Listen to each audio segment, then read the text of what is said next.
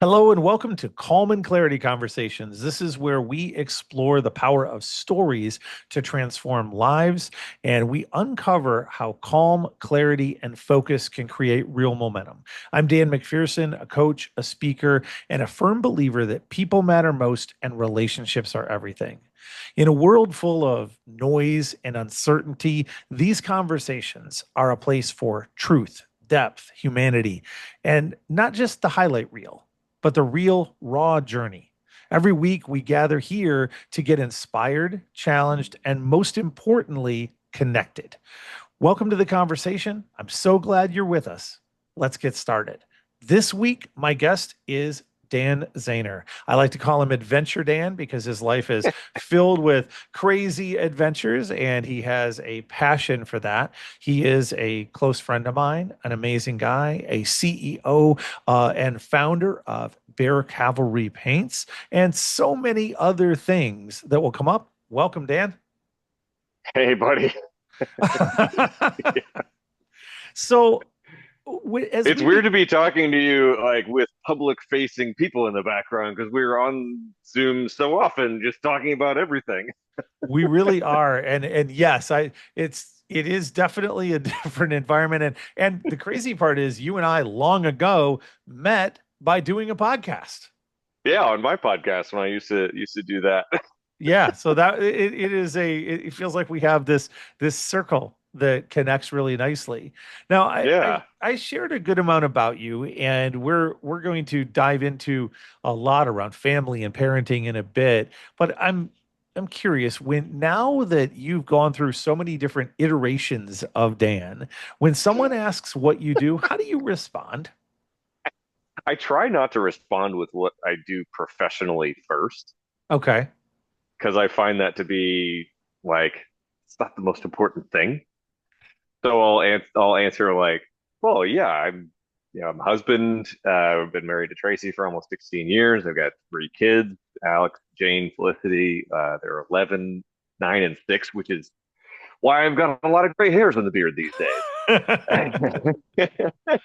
I'm into mountain biking, rucking, painting minis, playing games, um, long walks on the beach. No, usually long walks in the woods, carrying something heavy and hunting or mushrooms or something. But and not those kind of mushrooms, by the way. Oh, right, Only, right, right. yeah. So yeah, and then once someone's like gives me a weird look when I was wondering what you do for money, I'm like, okay, yeah, and I do these other things professionally. So, yeah, And so when you get to that professional component, we'll come back to the more personal component in a minute. I yeah, love, by the way, that you lead with that. I do as well, and that's been a big shift for me in the last several years. But when you do get to that professional portion, how do you describe what you do there? yeah. Usually I laugh and say too many things, and then go to well, the main income vehicle at the moment is work very remotely for Purdue University from Eugene, Oregon. My wife's going to grad school out here, and work with a great team, helping a a bunch of really awesome engineers and scientists in natural hazards engineering play nicely in the sandbox together and help our society and our infrastructure be more resilient to things like hurricanes and earthquakes and coastal erosion and tsunami and all that. So I'm on the executive leadership team for that research group, at least until our funding runs out, which we probably won't talk about too much. But so yeah, so that's the main income vehicle at the moment. But the reason I'm in the space that I'm in and wearing the shirt that I'm wearing is I'm the CEO and co-founder of Bear Cavalry Paints, which is quickly becoming the Patagonia-like company for the miniature hobby industry. And so we make um, little bottles of really amazing water-based acrylic paint and mud rust grime and all sorts of other fun stuff for miniature hobbyists all over the So, world. so obviously, I know a lot about the painting company since I've spent time To put it mildly. from pre day one involved. But a lot of those who are listening may not be familiar with that, even as an industry. They hear painting and they think house paint or car paint. Yeah. But talk a little bit about miniature paint and why is that? Why is that a thing? And why did you start a Why is that a company thing? around Yeah. it? So the good thing is I have some around here to show you. So Why is that a thing? Let me grab some gray plastic crap to show you. So we actually have some over here, and this is why I also connect you to my headphones so I can bring things in. So let's say you're like most people who get into this hobby and you pick up something off the shelf from your local Games Workshop store, Warhammer 40,000. This happens to be an orc riding it. Looks like a land shark. Hilarious. Nice. Um, but all these things come unpainted, unbuilt, gray plastic sprue. Okay. And so if you want it to look like this on your game table, you need to paint it. You need to learn how to paint. And so there's where the art side of the hobby comes in. So you're going to need things like spray primer, which we're working on developing. And you add that to your mini so that your paint will actually stick. And then you need to pick a color scheme of, if you want your orc to look like what's on the box, you're going to need some light greens and some ivories and some purples and some reds and yellows and a bunch of other things. And then you're going to get them in little bottles like this and get some brushes and a palette and Nice. probably screw up a bunch of minis first. I always say, like, expect your first 20 miniatures to just suck. So And then it's all after about doing that, the reps. it's all about doing the reps and having very low expectations. Okay. Like, think kindergarten finger paint. I think that would be a couple levels ahead of where I would be. I'm certainly heavily involved in the company, but I have no skill in the space. My kid, on the other hand, becoming very good at it by doing the Oh yeah, reps. So I love yeah. that. The hobby itself is how big? Is this something that a lot, and I know a good amount about it again, but for our audience to give Yeah, them a sense of scale, I think many people might think, well, yeah, but like one in 100,000 people might do that, but it's bigger than that, right? it's bigger than that. I mean, we're literally gearing up for a convention in Indianapolis in July. That's 76,000 people for 4 days. And that's just one convention in one area. Yeah, and Right. and there's ones in the UK that are even bigger than that. Right. So that's the So thing. This is millions of people, and not for nothing, but lots of pretty famous influencers too. yeah, I don't know if you've ever heard of Henry Cavill, Yeah, little bit. Superman. He's even gone on, I think it was Jimmy Kimmel or Conan or one of those shows, showing off his Adeptus Custodes army for Warhammer 40,000, his fancy gold Space Marines that Right. he paints, and is So very public about it. And he's on the executive producer team for an Amazon Prime video series in the Warhammer 40,000 universe, I love it. and is also going to star in it. The point is it's not just for like young kids in their basements as they're growing up. No. This is a pretty extensive hobby. What is it that initially caused you to go, I want to build a company around that?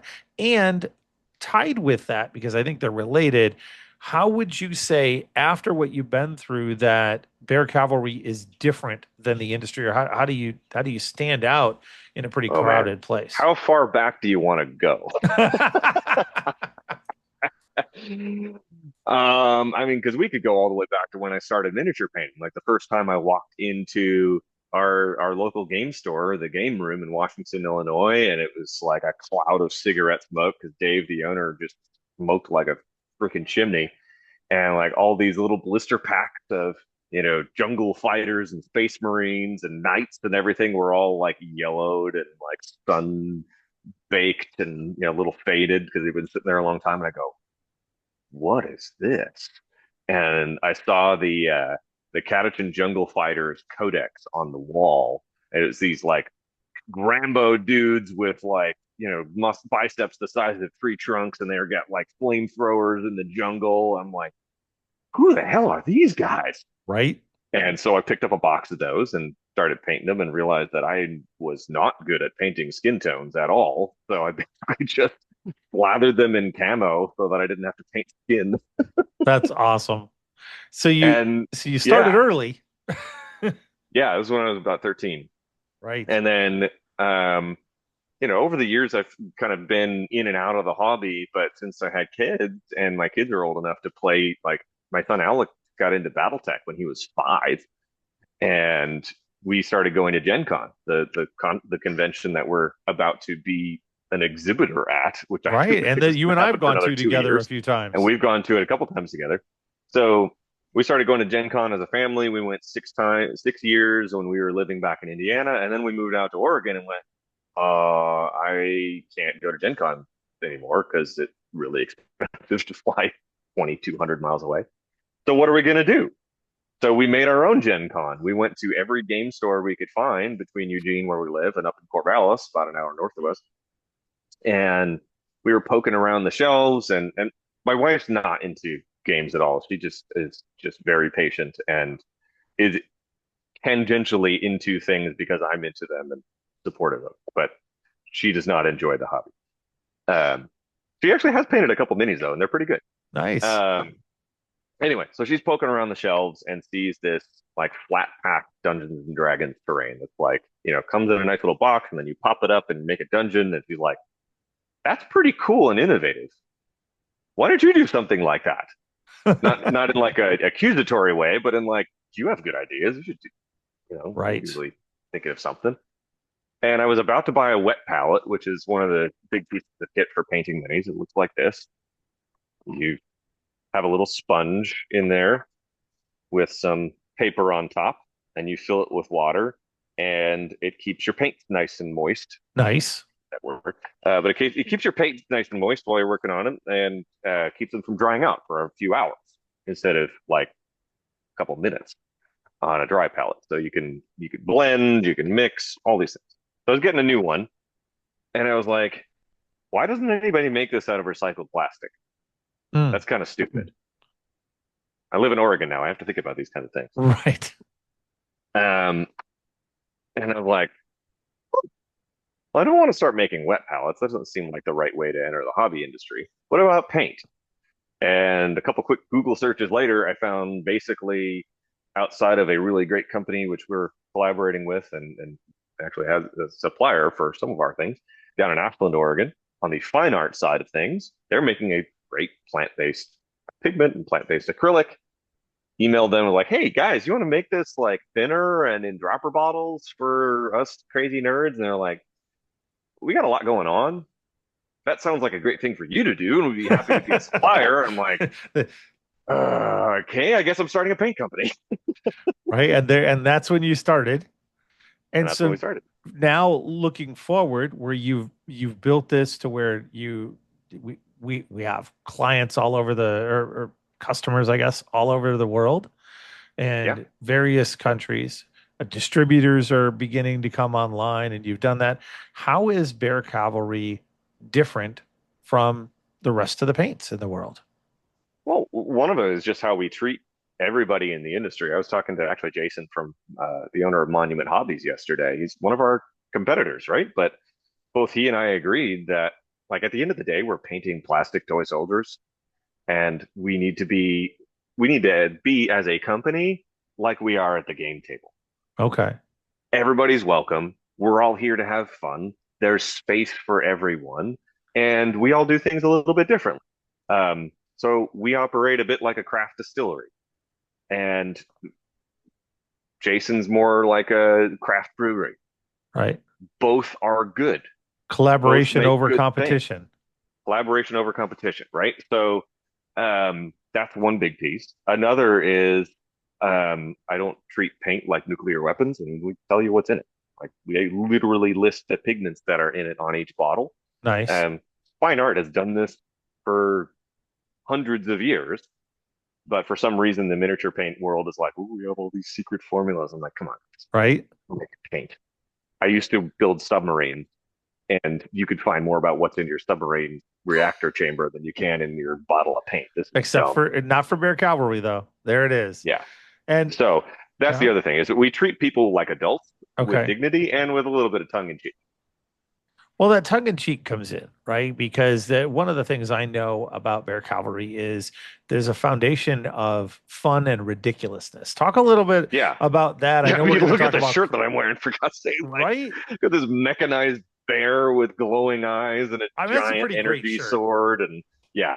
like one of the things we talked about from day one was, when we're doing shirts and bottles and things, you got to be able to walk down the street and know nothing about our company, know nothing about painting miniatures, and go, ooh, and that's what we do. And so, basically all of our vibes are built off of, kind of 80s metal bands and old BattleTech artwork and stuff like that. We name all of our colors after metal songs or historical battles, which means we use a lot of Sabaton songs. Um, but we've got things like that are called like Black Rose Immortal or Dark Eternal Night or the Red Baron and my favorite Nuclear Sludge. Nice. I I really love all the things that you're doing there. And I certainly want to give space for our audience to learn more about that world. And so if there was a single best way for our audience to connect with you or to learn more about your world, where should they go? Yeah, so our website is bearcavalrypaints.com. So bear like the fuzzy animal, cavalry like a military unit, not cavalry, Cavally. We're pretty active on Instagram as well, and I answer all the DMs there. Or you can just email me. It's dan@bearcavalrypaints.com. Perfect. So that's how everybody you're watching, you're listening. Check Dan out. I will tell you he's one of my favorite humans on the planet. I have a huge amount of respect for him for what he's doing, and Sentiment is definitely mutual. oh, thank you. And I recommend that I recommend him because your life will be better if you are connected with Dan. It's really simply that. Thanks, Now, buddy. that said, let's now talk about some of my favorite topics, calm and clarity. It's in the name of the podcast. And today, because we're recording this around Father's Day weekend, and that's when we're premiering it. I want to talk about it about one of your favorite areas, maybe, which is parenting. Tell us a little Yeah. bit, like when you think about, let's start even more basic. This can involve parenting or not, but what does calm look like or feel like to you? Um, it feels like not being in a hurry. Like no matter what's going on outside my head, inside my own head and inside my own body, I'm able to breathe slowly and deeply. My heart rate is at about 70 to 80, and I'm not like, I've got to do this thing.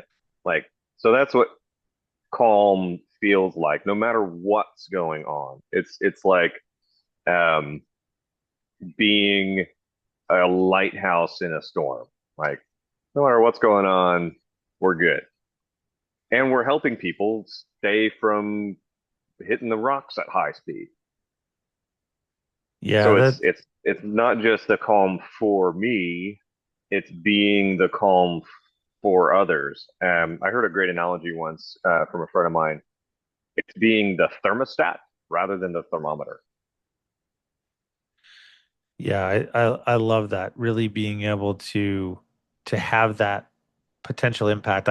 I've described it a good amount of times as the importance of finding your calm and then becoming the calm, and that will allow you to be forward facing.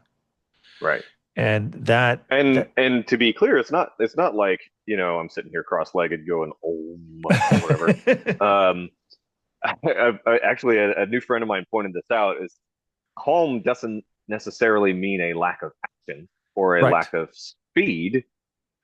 So my background's engineering. There's a difference between speed and velocity. Mm.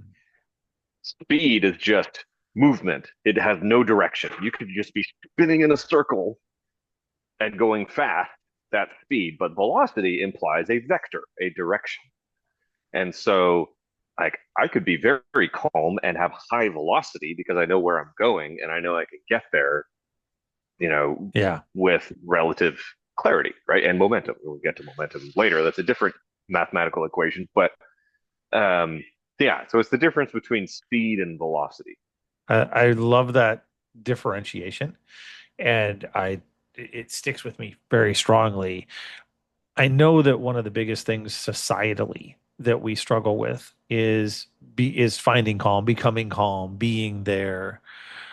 For you, when you think of calm, and now let's turn it to parenting.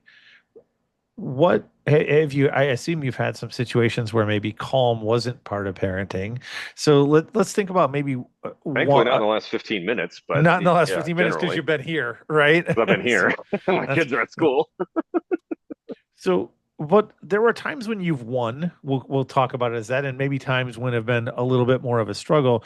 When is a time as a parent when you're really proud to have either stayed calm or gotten calm, and what difference did you find that making? Yeah. Yeah. And so this is I would say, fairly recent thing. Um, I've got a deep faith. Me and Jesus are pretty tight. Um, and honestly, it's actually been really amazing lately with like especially our youngest, Felicity. She has big feelings and deep feelings. And sometimes that can spin up my big feelings because the apple doesn't fall far from the tree. Um, but where like she's melting down and I'm able to keep my lizard brain at bay and pray and breathe and say, all right, Jesus, help me out here. Let's go. So sometimes I'll say, hey, beer me, Jesus. Let's go. And I'll sit down next to her and not be in fix it mode. Sometimes I don't even say anything, or I'll mirror back to her, you know, it's usually her older sister who's got something. Jane's like, Jane excluded you. That must, how does that make, I'll either ask a question like, how does that make you feel? Or that Right, sounds like you feel frustrated. right. Usually, I'm frustrated. Oh, okay, you're not frustrated, and just go back and forth as long as it takes her to go from here to here. Right. Another thing that's been really awesome is at bedtime where I don't know if you're familiar with the Jim Gaffigan sketch where like he's talking about him and his 4 or 5 kids or whatever he has, and like bedtime is a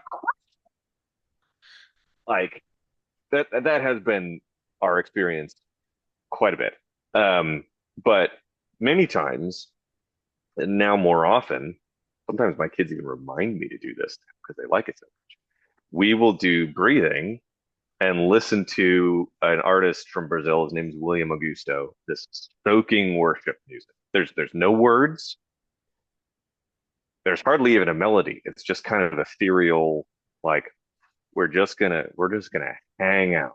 Right. And we go through this process of all right, lights are off. We take a couple deep breaths. We give everyone and everything to Jesus, just like, hey, whatever is going through your head, good, bad, otherwise, just sit it to the side. We let the Holy Spirit guide us to where Jesus lives in us because we've been promised that. And then we just hang out there. And it's been really cool to see, like, Felicity is like a deep feeler, really imaginative. But the first time we did this, she was like, I'm in a castle and we're having candy and ice cream. I'm like, that's awesome. Stay there. That's cool. I love the difference that makes, and the path that you take to get there. Now, as a parent, the other side of that, when in maybe in your life as a parent, was it maybe hardest for you to get to a place of calm? How much time you got? Yeah, it's a little like that. I relate to that. I'm a dad, and I definitely get that. Yeah, I mean, especially when they were younger than they are now. Like, I mean, just bedtime. Like, you just go the heck to sleep. Like, I think there's actually a book by There Samuel is L. Jackson that Samuel L. Jackson. go the F to Yes. sleep. Like, that's it. And like, I like once with Felicity and with Jane both, like we've kind of co-slept with them, or at least lay down and snuggle with them until they go to sleep and then escape. But sometimes I've like had to hold their arms down because they're like flailing all over the place, and Right. like I'm not super proud of that.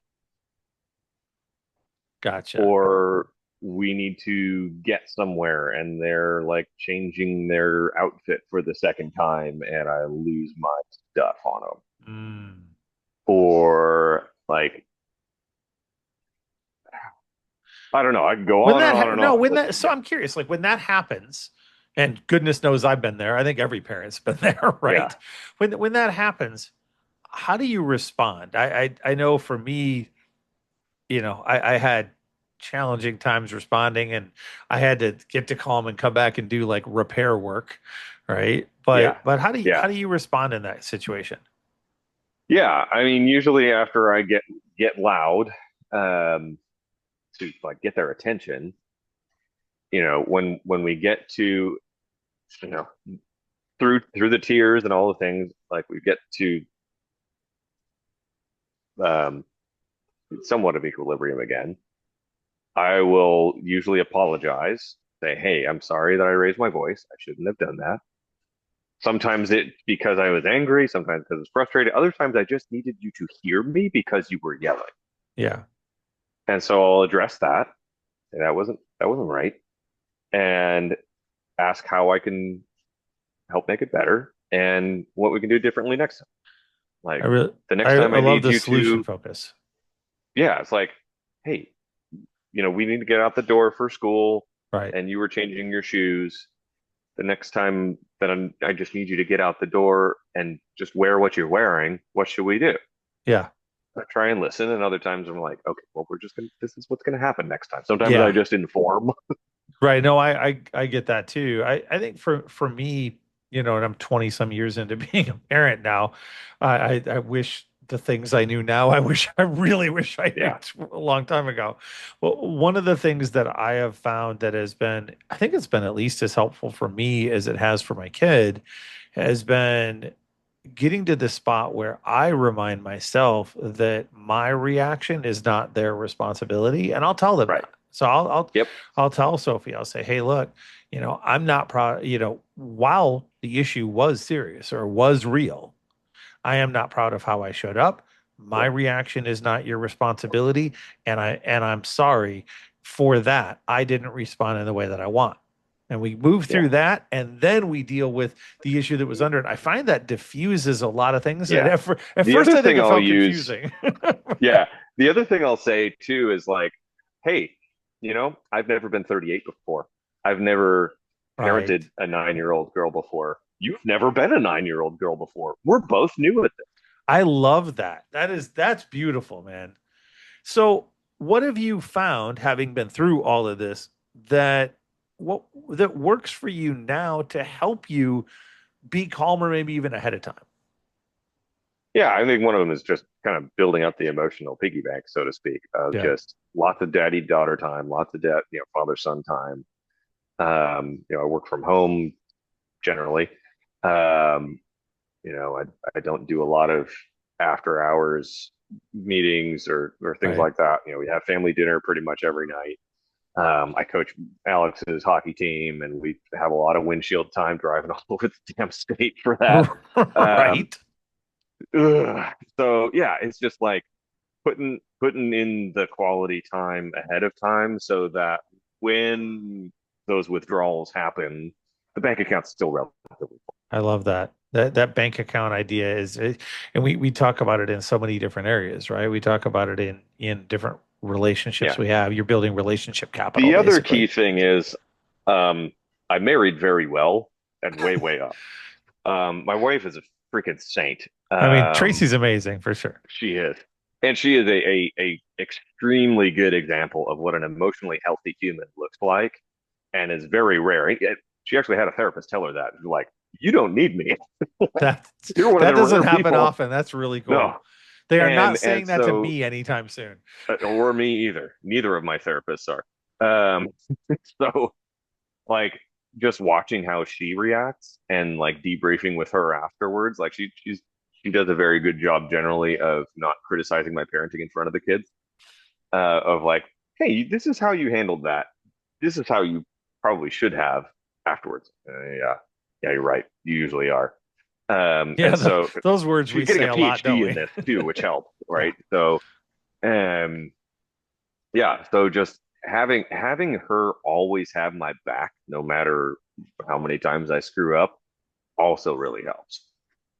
I love that. So many people in the audience are living just as we are in a really anxious and unsettled world. Even Yeah, taking it outside of parenting, if you were wanting to help those who are watching get to a place of calm or give them some advice of what could work to really help them, what advice would you give them? yeah. Well, kind of continuing that thread is like be around calm people. Hmm. Like I can't remember who this is attributed to, but you're like the average of the five people you spend the most time with. Yep. I spend my time with chill people who wear flannel and don't get worked up about things. I think the flannel is a key component. So if you're looking for The calm flannel is people, a key look for the component to flannel. anything. Look for the flannel. I mean, I'm in That Oregon. Like that's you a can't swing a great dead piece of cat around advice. without hitting someone in the flannel. You're Um, you become what you surround yourself with. So yeah, that's such a good yeah. If piece of you advice. surround yourself with hyper type A perfectionists, guess who you're going to become? Right. If you surround yourself with chill people who rarely raise their voice and look at you funny when you do, that's who you're going to become. That's great. That in fact, I think that's a beautiful bridge into talking a little bit about clarity. Yeah. There's so much around calm, and we deal with that. Calm comes first. This is a crucial component. Once you are calm, or once you get to a spot where you are calmer, maybe is a better way to put it, clarity becomes pretty important as well. When I hmm say the word clarity, what does that mean to you? Yeah, it just means I know where I'm going to put my foot next. It Okay. doesn't mean I know the whole path. I don't know the whole road. I mean, not even know what material it is, but I've at least got enough uh, headspace, enough certainty to say, all right, I can put my foot here, and I know I'm not going to fall off a cliff. As a parent, we'll kind of go back into the parenting piece here. What's a time when maybe a lack of clarity made things more challenging for you? Again, how much time you have? Right. Yeah, these are especially when we start applying it to parenting, it's like, oh man, I've got hundreds. Yeah. Yeah, I mean, I've been a parent for 11 years now, so still feels weird to say. Um, the lack of clarity made things worse. Hmm. Funnily enough, it was actually last Father's Day. I didn't know what I wanted out of Father's Day until about 5 p.m. Oh boy. And really, I finally came to it is I just want a day where I don't have to make a decision. I am tired of deciding everything for everyone everywhere. I want a day where someone or a combination of someone's choose things for me that I'm generally going to be okay, and I can just go along. There's so much I like about that. I also love that it was last Father's Day. That's the example. But not knowing what you want, and I relate to it too because I have been asked at a couple points in the past, what do you want for Father's Day? I don't know. And not knowing is a problem because it Uh-huh. creates this tension and you feel like, well, I should know. And I know I want it to be a good day, but what does that mean? And we're Right. so used to not we make a lot of decisions, but we don't necessarily always have a lot of uh, personal choices. I would hmm say, yeah, especially in spaces like that. So that's really a beautiful thing, and recognizing that you just wanted to let go. Like I want a day. Yeah. It's not even about playing games or anything else. It's just I don't want to have to decide from the minute of what I eat or who gets what toy or whatever. I just don't want to decide. Yeah. When you had that clarity, how did things change? Like a few weeks ago, Tracy was like, "Hey, remember last year? Like, you still want that?" Yes. Yes, I do. Nice. So it changed. It's going to make it better going forward. And I think Yeah. that's a really good example of what you were saying earlier. I know what the next step is. Well, that next step will reveal future steps, hmm right? A really wise friend of mine recommended a book called The Lion Tracker's Guide to Life. Okay. And it's all about this guy from South Africa who grew up on a wilderness preserve. And very long story short, there's a piece in there about the next first trap.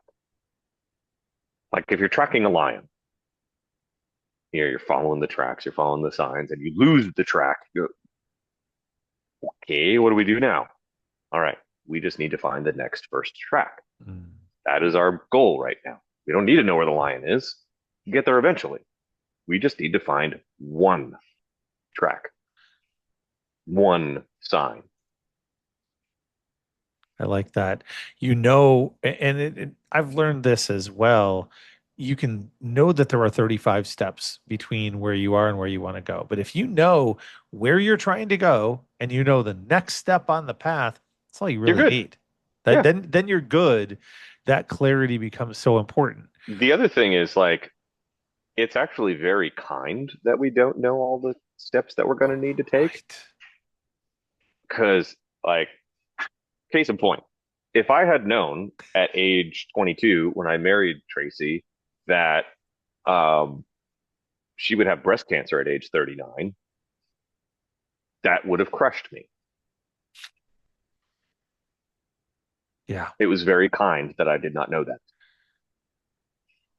Yeah. There are a lot of cases where that's true and even something broad-based like entrepreneurs. I think if most entrepreneurs knew what was involved before they tried to start their company, they would probably there no companies would start. No. And congratulations, by the way, to Tracy on coming through breast cancer in such a beautiful way. I Yeah. love that. Cancer free is a good thing. Yep. What is maybe the best way you found to gain clarity? Hmm.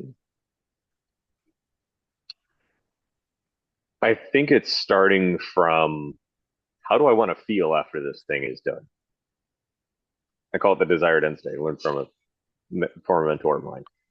Um, it's not about what we're going to do. It's not about how we're going to do it first, but what do we want to feel afterwards? Mm. Like it was a game changer. Gosh, this was 8, 9 years ago now. Tracy and I were driving home from visiting my grandparents for Thanksgiving, and we're talking about Christmas. Normally, we'd be like, "All right, who are we going to see? How much gifts are we going to? How much are we going to spend on gifts? Like, where are we going to go? All this stuff." And I turned to her and asked, "Like, how do you want to feel on January 3rd?" Ooh. And she looked at me kind of funny and was like, "I want to feel relaxed. I want to feel caught up on house projects. I want to feel, you know." And then for me, I wanted to feel close as a family and like we upheld some traditions. And from there, we changed everything. Like we didn't go see everybody. We didn't spend every minute traveling. We spent a couple days at home in between visiting family. We spent some time on house projects. We didn't go to a cabin in Michigan to get some snow like I suggested we do. And yeah, now we do that kind of without thinking about it. What kind of a difference has that made for you as a dad? Well, one of the things is, and I know we're going to get to this later, how do I want my kids to feel about me when they're 40? Yeah. And how do you I want don't them to want them to feel? feel like Yeah. I want them to feel like I was present, that I chose them, that I pursued them, that I saw them, that even though I, do need to work to keep a roof over our heads, that wasn't the primary thing that I was concerned with. So if That you're the that like I want them to be able to say when they're 40 that dad's priorities were his relationship with God, his relationship with himself, his relationship with his wife, us, everything else. mm, That's clear. And as that pours out, what difference do you see it making now that you have that clarity? Yeah, I mean, it's like I've chosen not to climb any corporate ladder. I've been at the same job for almost 10 years now, working for a great guy at Purdue that affords me a whole lot of flexibility and time with my kids. It doesn't pay as good as other things I could be doing, but it helps me stay on track with what's most important. If you were thinking about all those who would hear our conversation and the advice we'd give them if they're really seeking clarity in their life, would your advice be to start with that end state and how you feel, or would you have a different point of advice for them to begin that journey? Um, hmm. You could go out a couple different ways. Um, you could start there. If that's like feels too big of a lift, think about the people, either fictional or real, that you want to become. Like, what's your favorite movie and why? And who's your favorite character in it? Like one of mine that I constantly come back to is The Last Samurai. I love the character that Tom Cruise becomes at the end of that movie. And Katsumoto, same thing. Ken Watanabe's character. Spoiler alert, I mean, this movie's 22 years old, so Right. like, Right. I you'll think you're forgive safe. me for revealing the end. But so these two men from very different worlds, the 1800s, Japan is modernizing, going away from the way of the samurai into the way of Western society. And basically they massacre all the samurai. But the leader of the samurai is this warlord Katsumoto, who is just so calm all the time. Literally, even when he's charging into battle with Gatling guns shooting at him, when he's just got I say just, when he's got his katana in hand, he's got his sword in hand. And at the end of the movie, he gets killed fighting with his former enemy, now brother in arms, Captain Algren, Tom Cruise. Tom Cruise presents Katsumoto's sword to the emperor, who in that day and age, the emperor was basically a deity. And the emperor asks, how did he die? That was very important to the samurai. Was it an honorable death? Was Right. like the subtext. He doesn't answer that question. He says, no, let me tell you how he lived. Mm. I can't even say that without getting goosebumps. And No, I've seen if that I movie a wasn't on couple times and antidepressants I right now, got I would be goosebumps. crying. I'm with you. Like that just gets me. Like that's what I want people to say about me Mm. when I go. Who cares about how he died? I'm hoping it is a good story, but I want people to say this is how he lived. And when Like I they don't need people to write books about me. Like I don't need to be Teddy Roosevelt or anything, but I would like it to be an interesting story. and when they talk about how you lived. So now we'll get to that question. 20 years from now, when your kids are asked, tell us about the legacy of your dad. What do you want them to say? That he was fun, that he loved us, that he made me feel good about myself, that he made me feel good about my relationship with God and other people, and that he invited me to be me. It's beautiful. I'm tearing up now. Um, I've spent a lot of time thinking about this question in relation to my kids, so I'm definitely in that emotion. Um, And it's really fun. All right, she's not here. Great.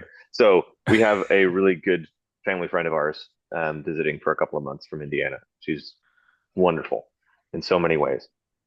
She's a 20-year-old college student, used to babysit our kids when we lived in Indiana. She gives me hope as a dad. Um, especially dad of two daughters. She's a middle child herself. But just seeing how she talks about her dad, Mm, like that's how I want my girls to talk about me. That's how I want Alex to talk about me.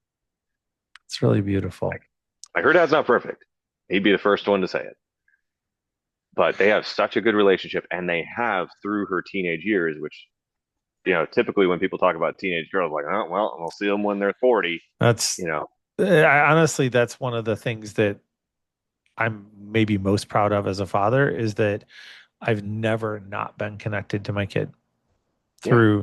through all the journey, all the teenage years, all the difficulty, everything. We've never not been close. And the one of the earliest commitments, like real commitments that I made in my life, maybe the earliest in many ways, is that I wanted to be generational change for my Hmm. family. And I wanted to be that as a father. I wanted to be generational change and create that.